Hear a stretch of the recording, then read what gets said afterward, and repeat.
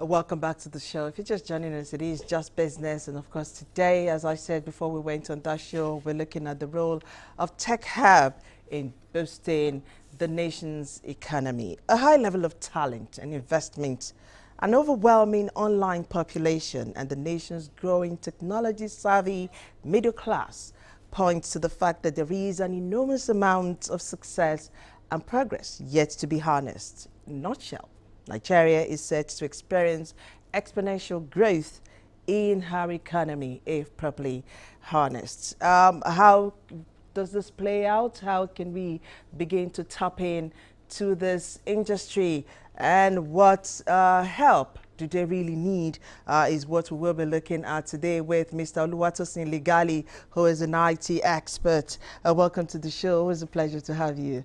Welcome back. So what progress have we made since the last time you were here up till now? It's all about learning. It's all about creating a solution. So between then and now, I've had a couple of courses that I've also done to upgrade my learning within the digital space, because it's something that it changes every day. So you need to move with the pace. So I can't stop without learning. That's the basic thing. While going through all of these, it seemed to be that there's so much ideas and products being developed. How can all of these be geared towards developing solutions to challenges across communities here in Nigeria? Okay, first and foremost, let's speak it from the angle of the economy, so to say, based on what we're trying to talk about. First, 5-10 years ago, when you talk about the sector that is actually boosting the economy, you talk about the oil sector, you talk about the mining, you talk about, before you talk about agriculture and the like. So, but today, tech technology as a whole, it's presently the number 3 on the list according to the Nigerian Bureau of Statistics 2018. That's the first quarter report. As of 2018 first quarter, we have IT on the level of 12.61%, which for me, which is also ahead of mining, ahead of other sectors like oil. So it's something that there is a drift, there is a change now. It's rising, and the truth of the matter is even agriculture, that is number 1 now, which is having 21.64%. It's as it is now, because of Tech Hub, is the driving force that is propelling agro, because we call it agri-tech now, so they are now merging tech with every other sectors. So technology is being used now to drive every other sectors. So which means it's something that we can't do without. And the best way to go about it is why we're here, which is having tech hubs. Now there is a kind of misplacement of narrative as regard tech hub. There is what we call accelerator hub, and then there is what we call incubator hubs. Now, when you're able to infuse both together, it depends on the objective of the center. When you're able to infuse both together, then you call it a tech hub. So there are some centers that they're basically an accelerator. The name accelerator hub implies where there is an existing business that you just want to scale up. So this is an opportunity for SMEs. Accelerate it, hence the word accelerator. Accelerate, yes. So this is an opportunity for you to have small and medium scale enterprise, existing businesses to come together, you bring them together, and then you accelerate their ideas. So that's the essence of an accelerator hub. Then you have the place of an incubator. Now, an incubator hub serves as a place where you first, these are people that they just want to start. So it's a place for you to create innovation. Which is, you have ideas. You have ideas, so you generate ideas, then you model them. So now, when you infuse both together, then you give room for synergy. Because one is trying to do what? Accelerate an existing idea, while one is trying to develop a new idea. Now, the word we have today, we call it, the word we have today is about synergy. So when you have 2 or 3 persons coming together in an environment, then with these two, then you tend to term it as a tech hub. Now, 3 mechanisms drive a tech hub, which at the end of the day now determines the level of growth that it's going to have as an effect on the economy. Now, the first thing is what we call the inclusion. Inclusion has to do with bringing technology, we call it digital development, bringing it to the grassroots. So it's no more about the elite now. It's no more about until I have the fund, the money to be able to do 1 or 2 things within the technology sphere. So this gives an opportunity for everybody in the society, regardless of who you are, whether you are educated or not, whether you have forwards learning. So this level of inclusion propels individuals who are passionate about learning on how they can actually create solution within their society. So the second mechanism has to do with what we call the experience. So you give everyone different level of experience, and you allow different people coming together to learn together. Because they are in the hub, you have different individuals coming with different objectives.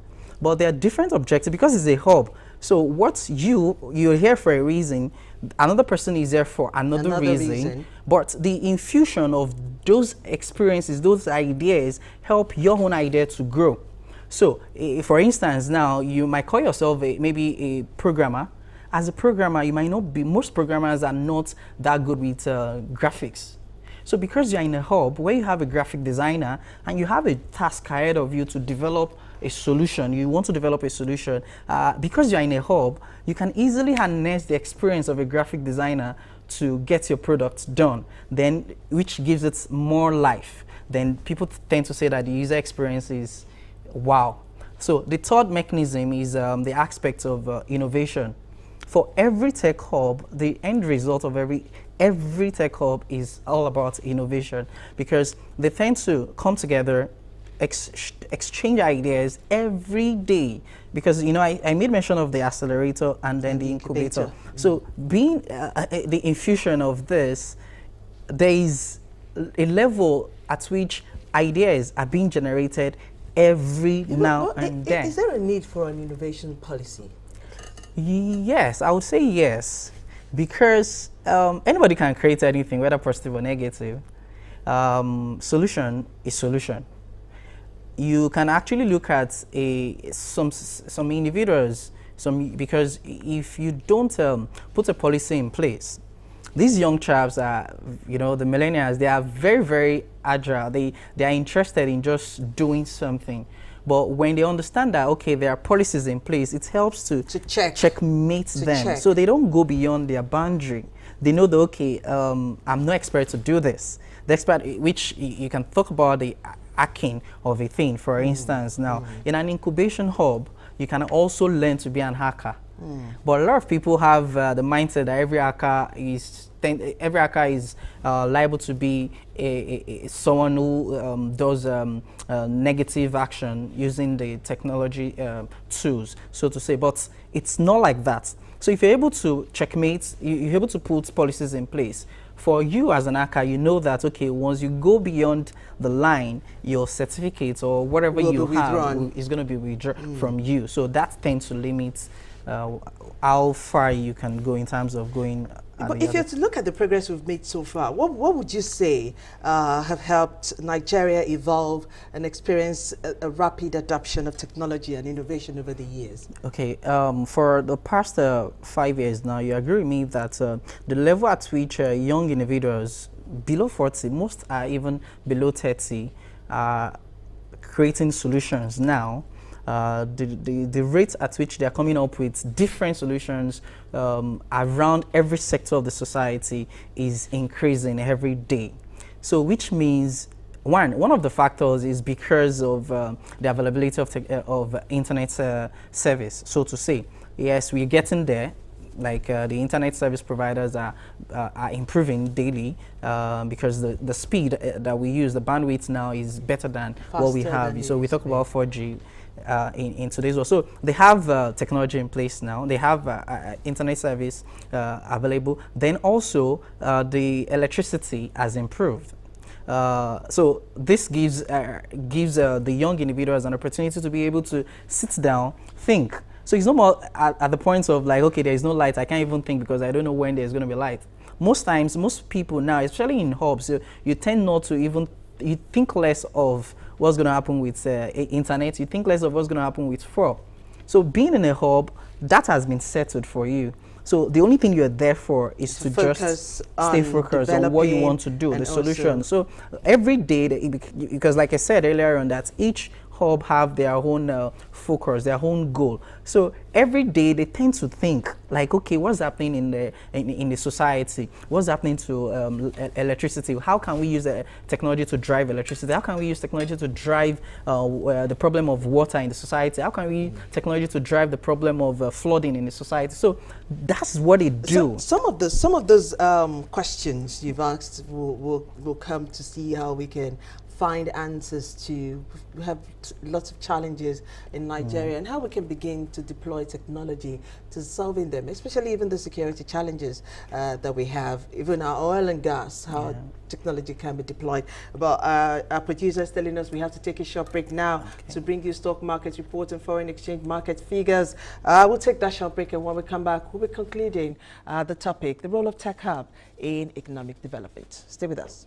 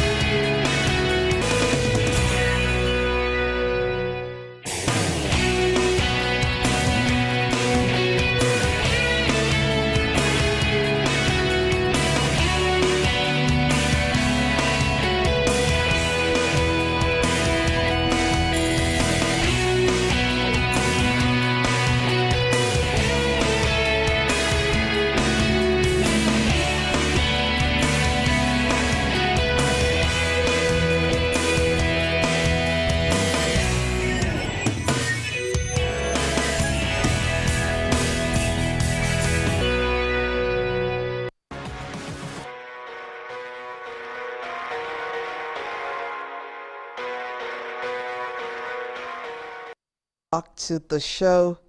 We're still on with Mr. Oluwatosin Ligali, who's an IT expert, as we're looking at the role of Tech Hub in boosting the economy. And he's been talking to us about all the various all the prospects, the success and the progress that can be made if only we can tap into it. You had said one of the roles tech hubs provide is you do not have to think about internet connectivity, you do not have to think about power, generating electricity for yourself, so that gives you room to focus. Here we are in Nigeria with so many challenges, and we need solutions as fast as possible. Speaking with some group of Indian men, they seem to know what our problems are. They seem to know what the solutions should be. And that makes me wonder, how much of the solutions have our young men and women found in these various tech hubs that were found across the nation? Okay, yeah. The truth of the matter is, it's not as if they are not generating ideas. It's not as if they are not coming up with solution. But we still have a little issue as regard bureaucracy, so to say, because we tend to create ideas, and getting it to the right channel sometimes, most times, can be very, very difficult.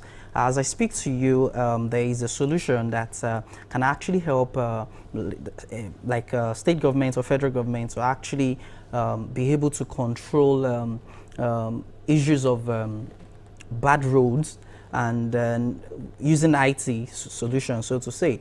But as it is, when you have such an idea and you find it very difficult to get it to the state's house, so to say, or a government representative to buy into it. So, but one good thing about the present governor of Lagos State is that he tries as much as possible to the word inclusiveness. So he's doing everything possible, because I've seen him at different tech centers, so to say, where he tends to be open to ideas. So I want to believe that it's just a space of time, it's a thing of time, where most of these ideas that they've actually drawn, they have a whole lot. I can bet it with you that they have a whole lot of solutions which are localized solution that we can actually use to drive our own challenges in our own society. But like I said, the problem is about bureaucracy, because you have to, you get to the point of, okay, getting to know someone that knows someone before you get your ideas up there, and then different people coming up with, okay, you have to do this, you have to do this, which at the end of the day you tend to like lose interest. So most times what they now do is they do everything possible on their own to push the idea. It's meant to solve like a communal issue, so to say, which the state government is meant to endorse. Like we said, they need policies. Just like the same way you can't actually do roads, you can't construct road for yourself as an individual. It has to be by the state approval and all of that. So the same way, there are some solutions that you need government approval to get it done. You can carry it yes. out. So in that regard, now there is a limitation already. So there is no magic. There's nothing you can do until you get to that point. So, but is a gap between the picture you've painted now? Yeah, is a gap between? Is it being breached? How much has it been breached so far? Well, I would say that it's the bridge is not yet there. But like I said, I remember when the present governor, before he got in as a governor, he moved around within the tech space. So that means he has an idea of the importance of technology. He knows what technology can actually be used to actually drive the economy, so to say. So I want to believe that is a step at a time, because I believe that he's still going to go back, because he visited a whole lot of hubs, so and even tech events. So which means he has actually met a whole lot of tech guys. So very soon we'll see the deployment. Very soon, I believe that for Lagos State government, I believe that he's actually going to do something around that, because I remember first month of the resumption, they did something as regard the same challenge, which is the road issue, where they said, okay, when you say portal somewhere, send so text message to so number on WhatsApp, but there's actually a way you can actually do that with an app. that is going to solve it seamlessly as we speak now, where an individual who sees a pothole in a society, in a particular street, you can actually pin the But pothole, and the are you state all can see pushing that. for these innovation policies? So all of these will be encompassed in the policies, how to get your ideas through the right channels to the people they're meant for, because it looks like technology is the way to go. It's obvious that we do not have any other way to go but deploy technologies in solving the myriads of problems that we have. It's the way to go, but it's so unfortunate that the Nigerian government is not embracing that fact, because as we speak now, so many young, the same way we're having brain drains as regard the doctors, is the same way we started having it for the space of the sector of technology now. Presently, you know, we have so many young guys now who goes to Silicon Valley to join an accelerator hub, so to say. So they understand the role, they understand what the Nigerian tech guys can actually do. So they are now not just providing solution for our local society alone, but they are now providing global solutions. All right. Just give us in 1 minute, what are the prospects, if only we can look within and tap into this huge, huge talent and potential that we have? Okay, the prospect is enormous. It's unlimited, because the future is technology, the future is AI. So the only way out is for every sector of the society to come together. It's high time every sector of the society come together and then build more technology, tech hubs, give room for more rooms for each individual who is interested in developing his IT skill to be able to come into the hub, and then allow them, give them a level playing ground to be able to create solutions. There are so many unlimited solutions to create, and one is being created. Try as much as possible to get them into the society, into the limelight. Thank you so much. Thank you so much, Oluwatosin, Mr. Oluwatosin Ligali. Always a pleasure to have this conversation with you. I mean, almost half of our population are that of the youth, and we've got a high rate of unemployment. Just imagine if we can deploy a lot of these young minds to do what they know how to do best, which is technology, in solving a lot of the problems we have. Imagine what the GDP will look like at the end of the year. That's all we can do on the show. Many thanks for joining us today. As we always say, if you do have any products or services that your company might want the world to know about, Just Business is a program to be on. Just call us or come into the studio and we'll definitely give you a time to tell us about your company, the people who run them, and about your products and services. I am Romelia Sangbedo. Be sure to enjoy your weekend as we see you again next week with equally interesting topics about the business world and the nation's economy. Join us again next week. Bye for now.